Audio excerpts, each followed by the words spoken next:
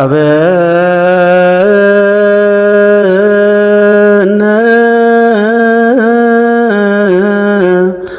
እግዚኦ አየ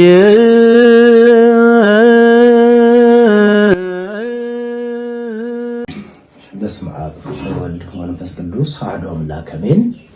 ከሁሉ አስቀድሞ እግዚአብሔር አምላካችን ዓለምን የፈጠረ ዓለምን የሚገዛ ፈጥሮም የማይተወን ጌታችን መድኃኒታችን ኢየሱስ ክርስቶስ ከሰማየ ሰማያት ወርዶ ስለ ሰው ልጆች ፍቅር ስል በመስቀል ላይ ተሰቅሎ ሞታችንን ገድሎ መቃብራችንን ቀብሮ ትንሣኤያችንን ያወጀልን ወደ ሰማይ ያረገ ለፍርድም የሚመጣ ኢየሱስ ክርስቶስ የዘላለም አምላክ ጌታችን መድኃኒታችን ክርስቶስ ስሙ የተመሰገነ ይሁን። እመቤታችን ቅድስተ ቅዱሳን ንጽሕተ ንጹሐን ድንግል ማርያም ወላዲተ አምላክ አምላክ ሥላሴ በወደዷትና ባከበሯት ልክ ስሟ የተመሰገነ ይሁን። እግዚአብሔር የከበረ ያከበራቸው የወደዳቸው እና የለያቸው ቅዱሳን ሁሉ እንደየክብራቸው እንደየሞገሳቸው ስማቸው የተመሰገነ ይሁን። ሰላም እግዚአብሔር በያላችሁበት ከሁላችን ጋር ይሁን። እንደ እግዚአብሔር መልካም ፍቃድ ዛሬ ስለ ሆሳና ነው የምንነጋገረው። በቅድሚያ እንኳን ለበዓለ ሆሳና በሰላም አደረሳችሁ አደረሰን። ይሄ ታሪክ የማቴዎስ ወንጌል ምዕራፍ 21 ላይ ተጠቅሶ እናገኛለን። የማቴዎስ ወንጌል ምዕራፍ 21 ከቁጥር 1 ጀምሮ እስከ 11፣ የማርቆስ ወንጌልም ምዕራፍ 11 ከቁጥር 1 ላይ ጀምሮ፣ እንደዚህም የሉቃስ ወንጌል ምዕራፍ 19 ከቁጥር 8 ጀምሮ፣ ዮሐንስ ወንጌል ደግሞ ምዕራፍ 12 ከቁጥር 12 ጀምሮ ተጽፎ የምናገኘው ታሪክ ነው። ስለዚህ አራት ወንጌላውያን የተባበሩበት ትልቅ በዓል ነው። አራት ወንጌላውያን በአንድ ላይ የማይጽፉት ማቴዎስ ውስጥ ብቻ የሚገኝ ታሪክ ብዙ አለ። ማቴዎስ ብቻ የጻፋቸው ተአምራትም አሉ። ማቴዎስ ብቻ የጻፋቸው እንደዚሁም ደግሞ ታሪኮችም አሉ። ሉቃስ ብቻም ደግሞ የሚጠቅሳቸው አሉ። ነገር ግን አንዱ በስም ጠቅሶ ሌላው ደግሞ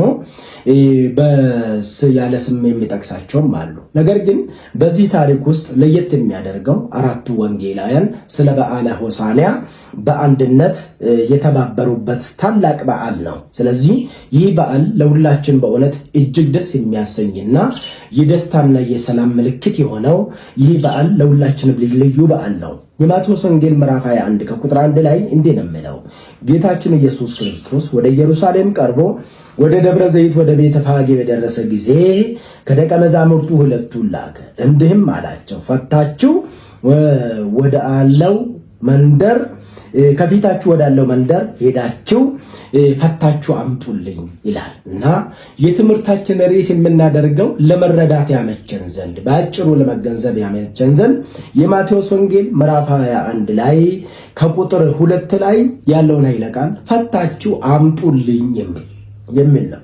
ስለዚህ በዚህ ትምህርት ውስጥ የምናየው ጠቅላላ አድርገን ምንድነው የሚፈታው? ከምንድን ነው የምንፈታው? ማን ነው የሚፈታው? መፈታት ደግሞ ለምን አስፈለገ? የሚሉ ቁም ነገሮችን የምናዝልበት ወይም ደግሞ የምናዝበት ትምህርት ነው። ስለዚህ ጌታችን ኢየሱስ ክርስቶስ ወደዚህ ወደ ቤተ ፋጌ በደረሰ ጊዜ ሁለቱን ሐዋርያትን እንዲህ አላቸው። ከሐዋርያት መካከል ወደፊታችሁ ወዳለችው መንደር ሄዳችሁ አለ ሄዳችሁ ሁለት አህዮች ታስረው አሉ፣ እነዛን አህዮች ፈታችሁ አምጡልኝ። ቢጠይቋችሁ ደግሞ አለ ጌታቸው ይፈልጓችኋል ብላችሁ ተናገሩ ብሎ ጥያቄውንም መልሱንም ራሱ ተናግሮ ሐዋርያትን ያለምንም ጥያቄ ያለምንም ጭንቀት ከፊታችሁ ወዳለችው ወደ አንዲት መንደር ላካቸው። መጽሐፍ ቅዱስ ስለዚህች መንደር ስም አልጠቀሰም። ለምንድን ነው ያልጠቀሰው? ሊቃውንቱ ብዙ ነገር ይነግሩናል። ስለዚህ እነሱም ሄደው ውርንጭላይቱንና እናቱን ፈተው አመጡት። አሁን በመጽሐፍ ቅዱስ ላይ የጌታ አመጣጥ ነፍስን ከባርነት ለመፍታት ነው። ስለዚህ ዋናው ነገር የእግዚአብሔር ዓላማው የታሰረችን ነፍስ የታሰረውን ሰው አዳምን በሰይጣን በዲያብሎስ የታሰረውን ሊፈታ ነውና የመጀመሪያ ቃሉን ያደረገው ሂዱ ፈታችሁ አምጡልኝ አለ። ስለዚህ ወደ እያንዳንዱን እየተነተንን ስንሄድ ጌታችን ኢየሱስ ክርስቶስ ወደ ኢየሩሳሌም ለመሄድ ወደ ኢየሩሳሌም በደረሰ ጊዜ ወደ አንዲት ወደ ቤተ ፋጌ በደረሰ ጊዜ እንዲህ አላቸው፣ ከሐዋርያት መካከል ሁለቱ ላከ። ይሄንን የሐዋርያቱን ስም አልጠቀሰም ሊቁ ዮሐንስ አፈወርቅና የሐዲስ ኪዳን መተርጉማን ደግሞ ይሄንን ሁለቱን ሐዋርያትን ተርጉመውልናል። ዮሐንስና ጴጥሮስ ብለው እነዚህ የጌታ የምስጢር ሐዋርያት ስለሆኑ ከጌታ ጋር ሁሉን የተረዱ ሁሉን ያወቁ ስለሆኑ አስቀድሞ ሰው በእውቀትና በጸጋ ይበላለጣልና ከሌሎች ሐዋርያት እጅግም በጸጋ የበለጡ ስለሆኑ ሁለቱን ላካቸው የሚል ነው። ስለዚህ ከፊታችሁ ወዳለችው መንደር አለ። ስለዚህ ዮሐንስና ጴጥሮስም ሄዱና ፈታችሁ አምጡልኝ አላቸው። ስለዚህ ሉቃስ ውርንጭላውን ብቻ ጠቅሷል፣ ውርንጫውን ብቻ። ነገር ግን ማቴዎስ የአህያይቱን እናቲቱንና ውርንጫይቱንም ደግሞ አንድ ላይ ጠቅሷል። ይሄ ችግር አይፈጥርም። ምክንያቱም ውርንጫይቱን የተጠቀሰበት ምክንያት አለው፣ እናቲቱም ደግሞ የተጠቀሰችበት ምክንያት ስላለው። ስለዚህ ማይ አሁን የትምህርታችን ርዕስ ያደረግነው ማቴዎስ ስለሆነ ስለ ውርንጫይቱና ስለ አህያይቱም እየተነጋገርን እንሄዳለን። ስለዚህ አህያይቱ የቤተ እስራኤል ምሳሌ ናት፣ ውርንጫይቱ ደግሞ የቤተ አሕዛብ ምሳሌ ናት። ለምን ብባል አህያይቱ ወይም ደግሞ እናቲቱ ማለት ነው ጭነት የጀመረች ከዚህ በፊት አገልግሎት የሰጠች አህያ ማለት ነው። እናቲቱ አህያ ብዙ ጭነትን ብዙ ሸክምን የለመደች ናት። ውርንጫይቱ ግን አንዳች ሸክም እንኳን ያላረፈባት ከዚህ በፊት ሰው ያልተቀመጠባት ሸክም ያልተሸከመች ምንም ገና ከሸክም ነፃ የሆነች ማለት ነው። ስለዚህ ለምንድን ነው በቤተ እስራኤልና በቤተ አሕዛብ የተመሰሉት ብባል እስራኤላውያን ሕግ እግዚአብሔርን የለመዱ ናቸው። ሕጉ ድንበር ነው። ስለዚህ ድንበር የሆነውን ሕግ እግዚአብሔር የተጫነባቸው በዚህ ድንበር ውስጥ መኖርን የተለማመዱ ለእግዚአብሔር ማገልገልን የለመዱ አገልግሎት መስጠትን የለመዱ እነዚህ በአህያይቱ ይመሰላሉ። ውርንጫዎቹ ግን ምንም ነገር ያልተቀመጠባቸው ምንም ሕግ የሌለባቸው ከሕግ ውጪ የሆኑ ምንም ሕግና ስርዓት የሌላቸው በቤተ አሕዛብ ይመሰላሉ ማለት ነው። ስለዚህ ጌታችን ኢየሱስ ክርስቶስ ወደፊታችሁ ወዳለችው መንደር ሂዱ አለ። ስለዚህ ክርስትና ወደፊት መጓዝ ነው። ክርስትና ወደፊት መሄድ ነው።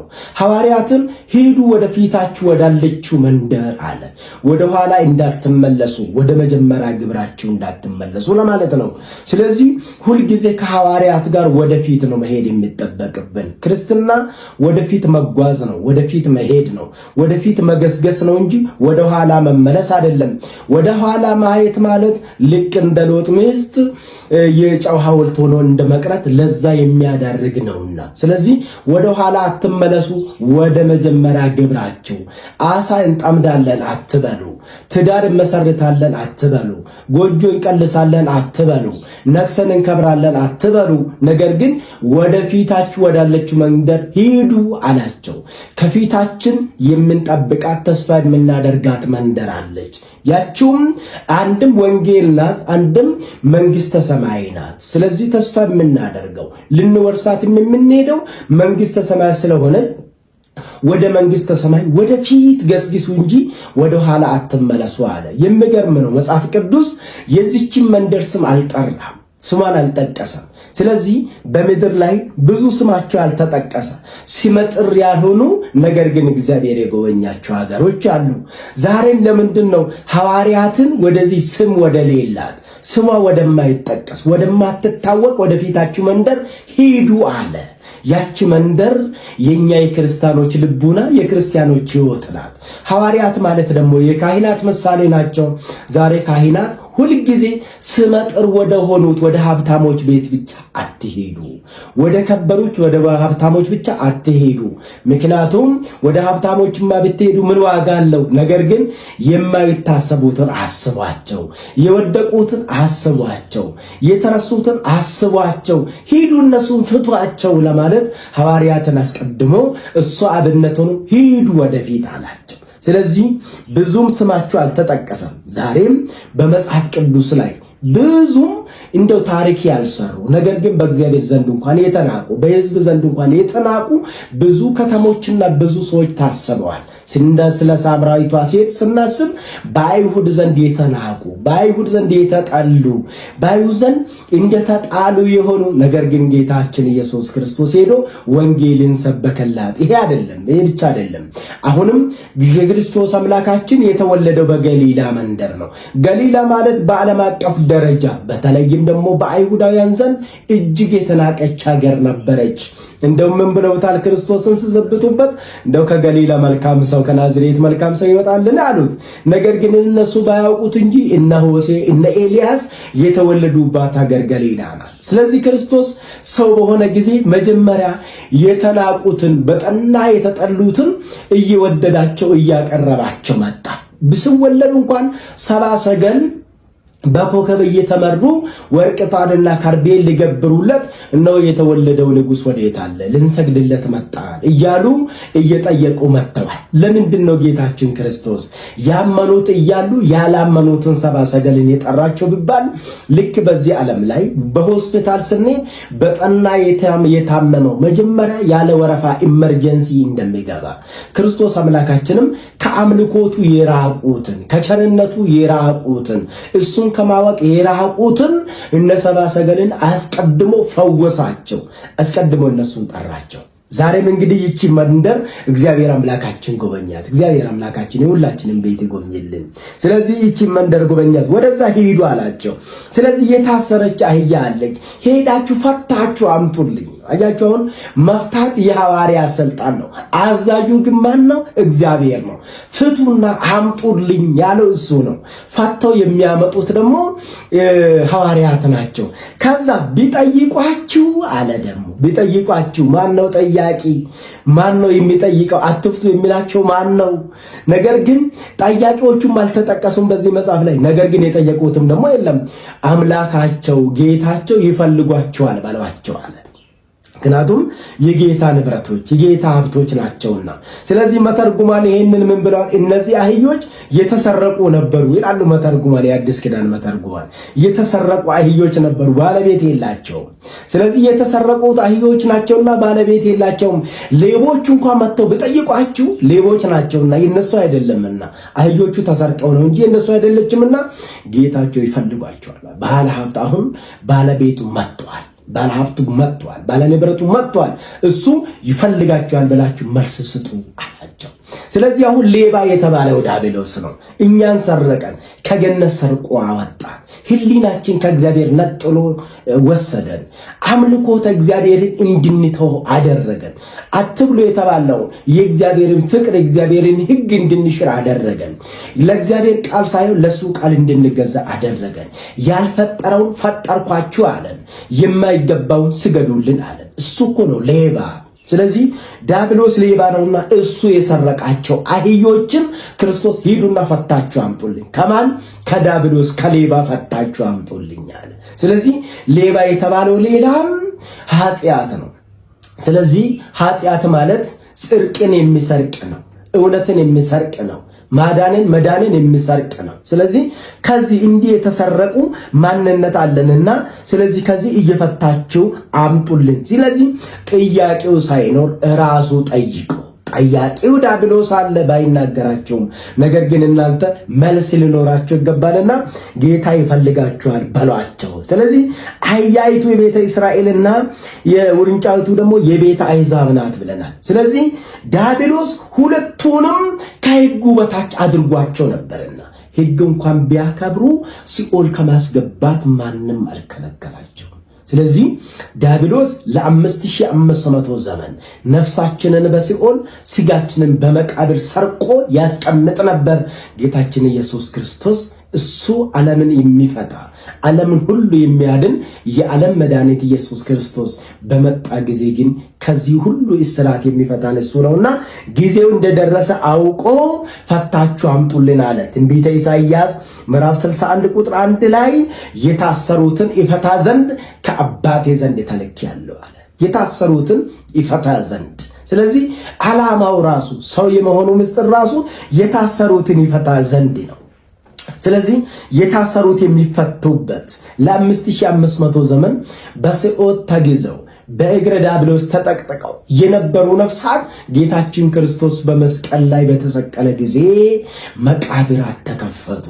ለ5500 ዘመን መቃብር ብዙ ስጋዎችን ብዙ ነፍሳትን አምቃ ይዛ ነበር። ዛሬ ግን ክርስቶስ ሰማይና ምድርን የፈጠረ በልብ የሚያስበውን ኩላሊት የሚመረምረውን የሚያውቅ በከርሰ ምድር ያለውን ያውቃልና ምድር እንኳን ክርስቶስን መሸከም ቢያቅታት ለ5500 ዘመን የያዘችውን ነፍሳት በሙሉ አፏን ከፍታ ምስጢሩን በሙሉ ተፋችው፣ ገለጠችው። ስለዚህ መቃብራት ተከፈቱ፣ ሙታን ተነሱ፣ ብዙ ሙታን ተነሱ። ዛሬ ክርስቶስ አምላካችን እሱ ከኃጢአት እስራት ሲፈታን ዲያብሎስ የያዘውን በሙሉ ይለቃል። ዝናሩ ይፈታል፣ ይበጣጠሳል ማለት ነው። ስለዚህ ወደ ክርስቶስ ወደ ሐዋርያቱ ልንቀርብ ያስፈልጋል። አስቀድሞ ጌታችን ኢየሱስ ክርስቶስ በትንቢተ ዘካርያስ ምዕራፍ 9 ቁጥር 9 ላይ አምላክሽ በአህያ ላይ ሆኖ ይመጣል ተብሎ ተነግሮ ነበርና ወደ ኢየሩሳሌም ጌታችን ኢየሱስ ክርስቶስ ካህናት ሳመሰግኑ ሕፃናት ወደሚያመሰግኑበት ወደ ቤተ መቅደስ ወደ ኢየሩሳሌም መጣ። ስለዚህ ዛሬም ካህናት በሱስ የተያዙትን ልክ ሐዋርያትን እንዳዘዛቸው በኃጢአት የተያዙትን፣ በዝሙት የተያዙትን፣ በሱስ የተያዙትን፣ በኃጢአት ቅኝ ግዛት የተያዙትን፣ በክደት የተያዙትን በንስሐና በትምህርት ፈታችሁ ወደኔ አምጡ አይላችሁም? ካህኑ የሚፈታው ወዴት ለማምጣት ነው? ወደ ጌታ ወደ አምላኩ ለማምጣት ነው። ወደ ራሱ አይደለም። ካህናት የሚፈቱት ወደ ራሳቸው ለማምጣት አይደለም። ወደ ጌታችን ወደ መድኃኒታችን ወደ አምላካችን ወደ ፈጠረን ወደ ኢየሱስ ክርስቶስ ሊያመጡን ነው እንጂ። ለዚህ ነው ስለዚህ ጌታ ይፈልጓቸዋል በሏቸው። ስለዚህ ካህናት ወደ ታሰሩ ሰዎች ሁል ጊዜ መሄድ ያስፈልጋቸዋል። ያውም ወዴት ነው ብለናል? ቅድም እንደተናገርነው ወደ ተናቁ፣ በኃጢአት ወደ ወደቁት፣ ስም ወደ ሌላቸው፣ ምግባር ወደ ሌላቸው። ያቺ ከተማ ያቺ መንደር ስሟ አልተጠቀሰችም። ምግባር ወደ ሌላቸው፣ ስም ወደ ሌላቸው ማለት ነው። ስለዚህ በክርስትና ብንል መልካም ክርስትና ወደ ሌላቸው ወይም ስማቸውን እንኳን መጥራት የምንፈልግ ምንም ግብር ወደ ሌላቸው ወደ እነዚህ ወደ ተናቁቱ ይሄድ ካህኑ እነሱን እየፈታ ወደ ወንጌል ወደ መንግስተ ሰማይ ወደምታደርሰው ይመልስ ለማለት ነው። ስለዚህ ጌታቸው ፈልጓቸዋል በሏቸው ማለት እኛም ጌታችን ኢየሱስ ክርስቶስ ይፈልገናል፣ ፈጣሪ ይፈልገናል። በተለይ እኛ ወጣቶች የዚህ ዘመን ክርስቲያኖች ብዙ ነገሮች የሚሰርቀን አለ። ምክንያቱም ዓለማዊ ባህል አለ፣ እንደዚሁም ደግሞ ግሎባላይዜሽን አለ። ብዙ ነገሮች የሚዲያንም ጨምሮ ይሰርቁናል። ስለዚህ ከነዚህ በሙሉ በእጀ ካህን እየተመረጠን እየተፈታን ወደ እግዚአብሔር እንድንቀርብ ነው። ስለዚህ በኃጢአት የታሰሩትን ለመፍታት የተበተኑትን ለመሰብሰብ የወደቁትን ለማንሳት መጥቷልና ክርስቶስ አምላካችን ሄዳችሁ ፈታችሁ አምጡልኝ መዝሙር 145 ላይ ሄደን ስናነብ እግዚአብሔር የወደቁትን ያነሳል፣ እግዚአብሔር የታሰሩትን ይፈታል፣ እግዚአብሔር አምላክ የተረሱትን ያስታውሳል ተብሎ ተጽፏል። ስለዚህ ብዙ ዘመን ተረስተን ነበረ፣ ዲያብሎስ ረግጦናል። ስለዚህ በኃይለ አጋንንት ተረግጠናል፣ በሲኦል ከተን ኖረናል፣ ሲኦል ገብተን ቀርተናል፣ ወደ መቃብር ገብተን በስብሰን ቀርተናል።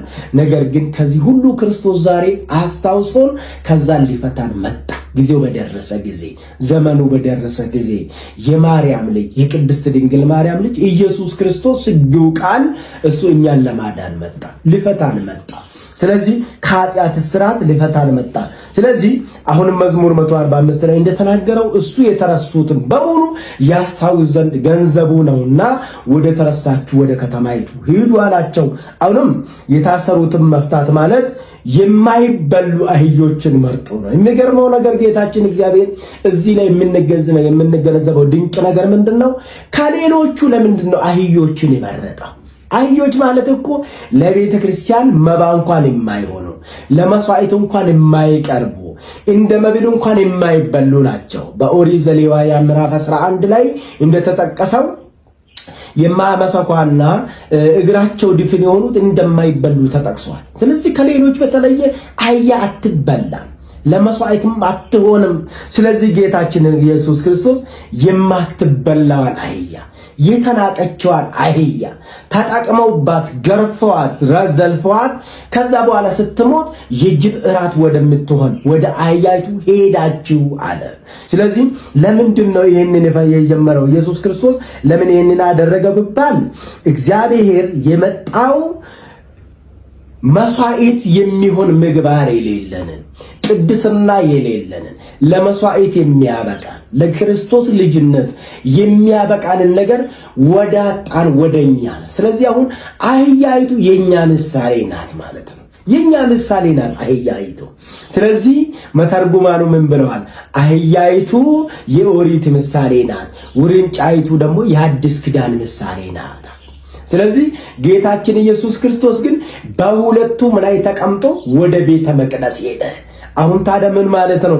እኛ እኮ ነን አህያይቱ ሰውነት ያደረገን ገንዘብ ያደረገን የተቀመጠብን። ታዲያ አህያይቷ የተናቀች ናት። ክርስቶስ በተቀመጠባት ጊዜ ግን ያቺ የተናቀችው አህያ ከበረች። ያቺ የተናቀችው አህያ ዛሬ ተዘመረላት። ሰዎች ልብሳቸውን እያወለቁ ከአህያይቱ እግር ስር አነጠፉላት። አሁን ታዲያ እግዚአብሔር እኮ የኛ አባት ሲሆን እግዚአብሔር ሲያድርብን እግዚአብሔር በመንፈሱ ሲያድርብን ልጆቹ ስንሆን በእውነት የተናቀን እኛ እንከብራለን፣ የተጠቀጠቀን እኛ ዛሬ ደግሞ ቀና እንላለን። ስለዚህ የተጠላችሁ ለመስዋዕት እንኳን የማትሆነውን ክርስቶስ ተቀመጠባትና ወዴት ሄደ? ወደ መቅደሱ ሄደ። ወደ መቅደሱ በእኛ ላይ ሆኖ ነው ክርስቶስ መቅደስ ያደረገን። በአህያይቱ ላይ ማለት የኛ ስጋ ነው። ያቺ የመጀመሪያቷ እናትቱ የብሉይ ኪዳን ምሳሌ የኛ ስጋ የውርስ ኃጢአት ያለበት ስጋ ማለት ነው። አዳምና ልጆቹ ለ5500 ዘመን በውርስ ኃጢአት ተይዘው ተንቀው በጠላት ተጠቅጥቀው ወደ ሲኦል ይከተቱ ነበረ። ስለዚህ ክርስቶስ ያንን ስጋ ሳይለውጦ ስጋነቱን ነገር ግን ቀድሶ የእመቤታችንን ስጋ ከእናት ማይፀን ከሐና ማይፀን ጀምሮ ቀድሶ ንጹህ ስጋ አድርጎ ከብሌት አንጾ ከውርስ ኃጢአት ነፃ አድርጎ ተዋሂዶ ተቀመጠባት፣ አደረባት እንላለን። በድንግል ማርያም ምን አድርጎ? ከስጋ ስጋ ነስቶ ከነፍሷ ነፍስ ነስቶ አደረባት። ስለዚህ ማደርን ለማጠየቅ በአህያይቱ ተቀመጠ። ስለዚህ ከተቀመጠ በኋላ ምን ያደረገ? ወደ ቤተ መቅደስ ነው ያስገባ። ወደ ቤተ መቅደስ የገባ በአህያይቱ ነው። ታዲያ ክርስቶስ እኮ ቤተ መቅደስ ያደረገን የኛ ስጋ ላይ ሆኖ ነው። የኛ ስጋ ተዋሂዶ ነው። በእኛ ስጋ ተገልጦ ነው። በእኛ ስጋ ተዳሶ ነው። በእኛ ስጋ ተወልዶ በእኛ ስጋ ተሰዶ ነው። ስለዚህ ዛሬም ኢየሱስ ክርስቶስ መሰደዱን፣ መጠመቁን፣ መሞቱን፣ መቀበሩን፣ መነሳቱን፣ ማረጉን የምንናገርለት በእኛ ስጋ ነው።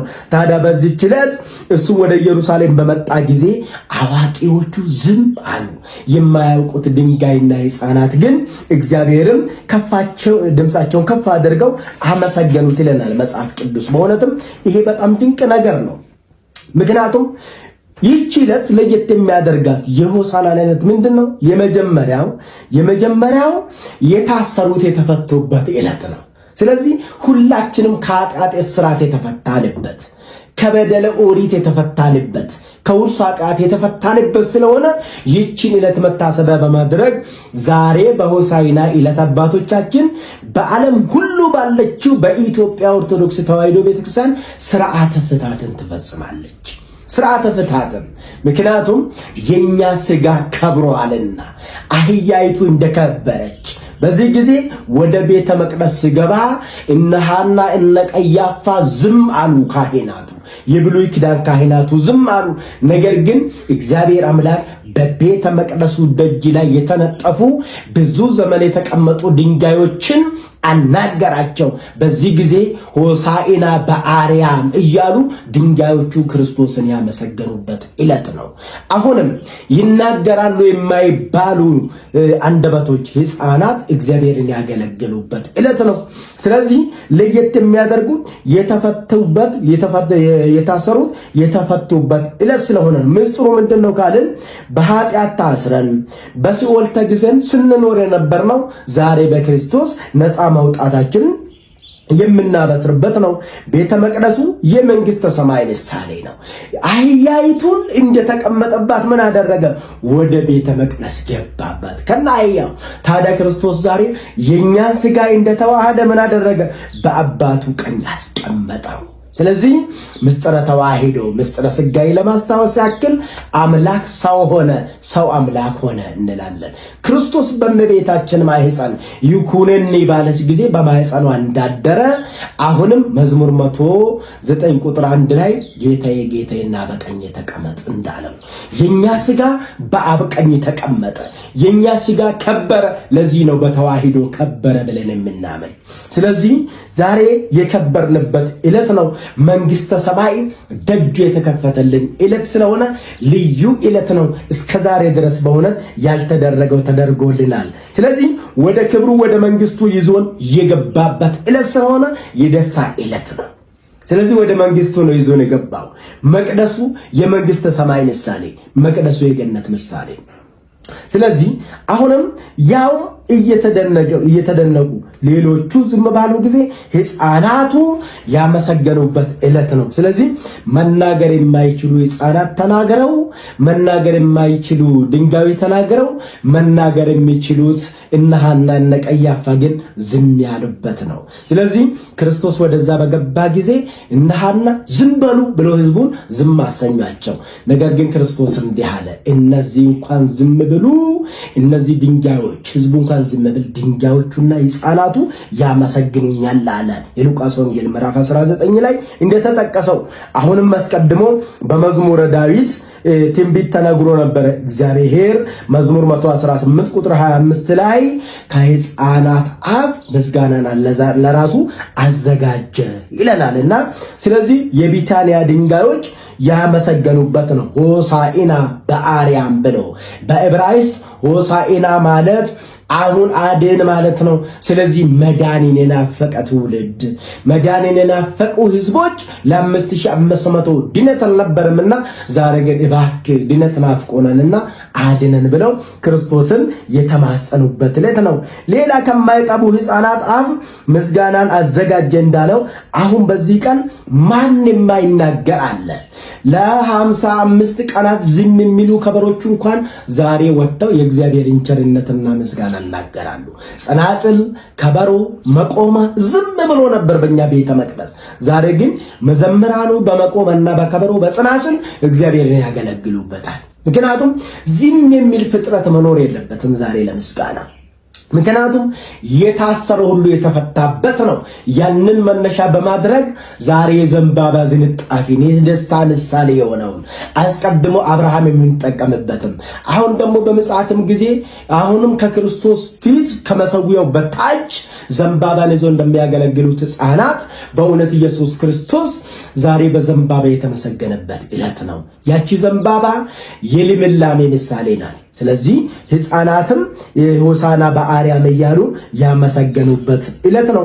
ስለዚህ እሱ ሲሰደድ 1 ዓመትና ከዛ በላይ ከዛ በታች ያሉ ሕፃናት በሙሉ ሄሮድስ አስገድሏቸው ነበርና ክርስቶስ ግን ዛሬ ሕፃናትን ያናገረበት ምክንያት ምንድነው መባል የሕፃናት ልመናቸው እንደተሰማ ለማጠየቅ ለሕፃናት ዋጋ ለመክፈል እንደመጣ ሕፃናት ወይ ጩኸታችሁ በከንቱ አልቀረም። በኔ ልደት የሞቱት የታረዱት ሄሮድስ ያስገደላቸው በሙሉ ዋጋችሁ ጩኸታችሁ በከንቱ አልቀረም። የራሔልም እንባ ወደኔ ደረሰ እንዳለ የእናንተም ጩኸት ወደኔ ደርሷልና እነሆ ልፈታችሁ መጥቻለሁ ብሎ ጌታችን ኢየሱስ ክርስቶስ ይሄንን ተአምር ያደረገበት ዕለት ነው። ስለዚህ አሁንም ጌታችን ኢየሱስ ክርስቶስ ወንጌልን የሰበከበት ያስተማረበት ንጽሕት ወንጌልን ሕገ ሐዲስን የሰጠበት ዕለት ስለሆነ በዚህ ዕለት በእውነት ሁላችንም ሆሳዕና በሚለው በእኛ መተርጉማን ደግሞ መድኃኒት ማለት ነው። ስለዚህ ፈታችሁ አምጡልኝ። አሁን በሽታ ከኛ የሚወገድበት መድኃኒትን የምናገኝበት መረሳት የሚጠፋበት መታወስን ያገኘንበት መሞት የተረሳበት ነገር ግን ድነት የተገኘበት በዓለ ሆሳዕናን በዚህ መልኩ እናከብራለን ማለት ነው። ስለዚህ የታሰሩት እንዲፈቱ ለማጠየቅ ታስረን ነበር ተፈተናል ለማለት ዛሬ የሆሳዕናን የዘንባባን ዝንጣፊ ምንድነው የሚያደርጉት? ሌሎቹ ቀለበት አድርገው በጣት ሌሎቹ ደግሞ በራሳቸው ላይ ያስራሉ። ለምንድን ነው? እንደ ታስረን እንደቆየን ለማጠየቅ። ቀጥሎ ሰሞነ ሕማማት ስለሆነ በዚህ ሰሞነ ሕማማት ብሉይ ኪዳንን ኦሪትን የምናስበው ያችን በቀለበት ምሳሌ አድርገን ዘንባባን በጣታችን እንዲህ ለ5500 ዘመን ታስረን ነበረ።